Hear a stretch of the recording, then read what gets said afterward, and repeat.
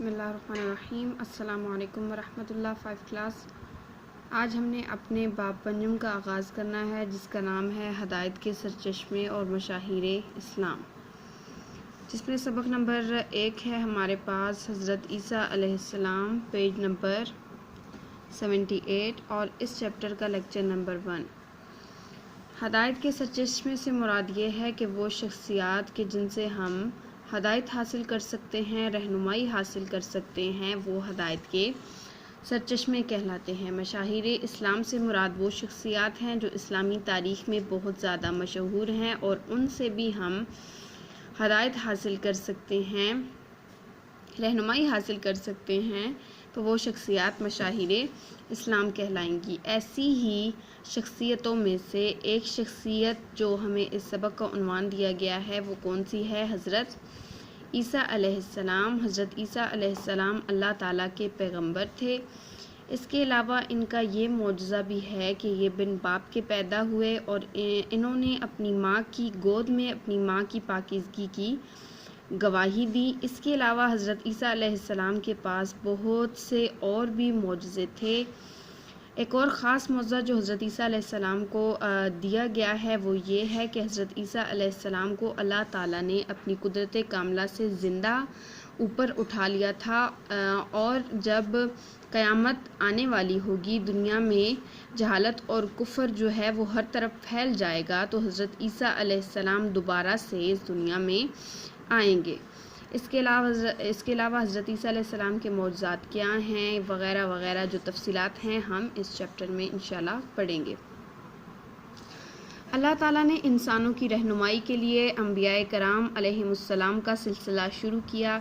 انبیاء کرام علیہم السلام کا یہ سلسلہ حضرت آدم علیہ السلام سے شروع ہوا اور حضرت محمد صلی اللہ علیہ وآلہ وسلم پر آ کر ختم ہو گیا۔ قریباً 1,24,000 انبیاء کرام علیہم السلام انسانوں کی رہنمائی کے لیے بھیجے گئے۔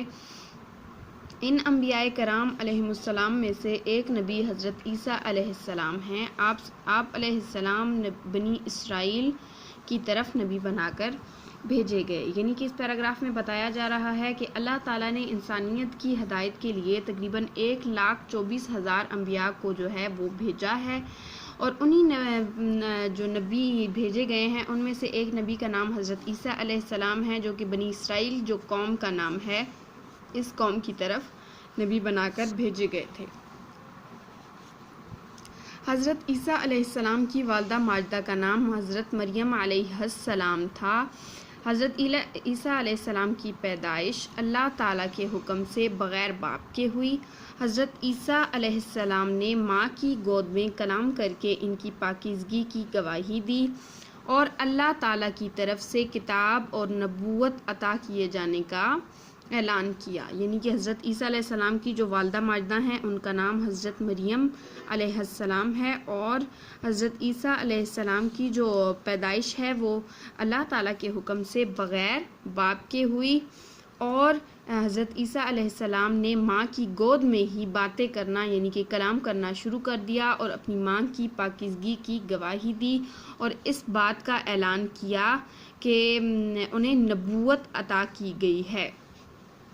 حضرت عیسیٰ علیہ السلام نے قریباً 30 سال کی عمر میں دین کی تبلیغ کا آغاز کیا۔ اس وقت بنی اسرائیل کے لوگ مختلف برائیوں میں مبتلا تھے، حتیٰ کہ اپنے ہی قوم کے پیغمبروں کو قتل کر دیا کرتے تھے۔ جھوٹ، فریب، بغض، حسد جیسی برائیوں میں مبتلا ہونا، وہ اس بات کو بہت زیادہ فخر سمجھا کرتے تھے، ان باتوں پر بہت زیادہ فخر محسوس کیا کرتے تھے۔ بنی اسرائیل کے مذہبی رہنماؤں نے دنیاوی لالچ کی خاطر اللہ تعالیٰ کی کتاب تورات کو بدل ڈالا، حلال کو حرام اور حرام کو حلال قرار دے دیا۔ ان حالات میں حضرت عیسیٰ علیہ السلام نے قوم کو اللہ تعالیٰ سے محبت، مخلوق سے ہمدردی اور خالص توحید کی دعوت دی۔ بنی اسرائیل نے آپ علیہ السلام کی دعوت قبول کرنے کے بجائے آپ کی مخالفت شروع کر دی۔ آپ علیہ السلام مخالفت کے باوجود دین کی دعوت دیتے رہے۔ حضرت عیسیٰ علیہ السلام کی دعوت پر چند لوگ ایمان لائے جو انتہائی مخلص اور جانثار تھے۔ قرآن مجید میں ان لوگوں کو حواری کا نام دیا گیا، جس کا مطلب ہے دوست۔ تو اس پیراگراف میں ہم نے کیا پڑھا کہ جب حضرت عیسیٰ علیہ السلام نے تبلیغ کا آغاز کیا، اللہ تعالیٰ کے دین کی جو تبلیغ ہے اس کا آغاز کیا، تو اس وقت حضرت عیسیٰ علیہ السلام کی عمر تقریباً 30 سال تھی، اور اس وقت جو بنی اسرائیل کی قوم تھی وہ مختلف برائیوں میں مبتلا تھی۔ وہ جھوٹ فریب جیسی برائیوں میں مبتلا ہونے کو بہت زیادہ فخر محسوس کرتے تھے، اور جو ان کے مذہبی رہنما تھے انہوں نے دنیاوی لالچ کی وجہ سے تورات کو جو ہے وہ بدل ڈالا تھا۔ ان حالات میں جب حضرت عیسیٰ علیہ السلام نے لوگوں کو توحید کی دعوت دی تو سب حضرت عیسیٰ علیہ السلام کے خلاف ہو گئے، لیکن کچھ لوگوں نے حضرت عیسیٰ علیہ السلام کی دعوت کو قبول کیا اور ایمان لے آئے، اور ان لوگوں کو قرآن مجید میں حواریوں کا نام دیا گیا ہے، جس کا مطلب ہے دوست۔